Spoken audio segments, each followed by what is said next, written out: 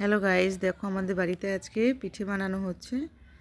তার জন্য দেখো চালের গুঁড়ো করে নেওয়া হচ্ছে। এই চালগুলোকে ব্লেন্ডারে গুঁড়ো করা হচ্ছে। আর আমি এই চালের গুঁড়োকে চেলে নিচ্ছি। এই পিঠে বানানো হবে। অ্যাকচুয়ালি এই পিঠেটাকে সাজের পিঠা বলে। এই পিঠেটা মাংস দিয়ে খাওয়া হবে। তাই দেখো মাংস কষানো হচ্ছে।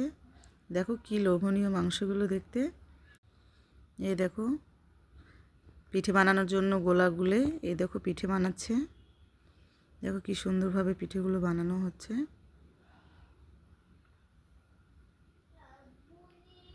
দেখছো, এবার পিঠেগুলো দেখো হয়ে গেছে। এই পিঠেগুলোকে তুলে নিচ্ছে।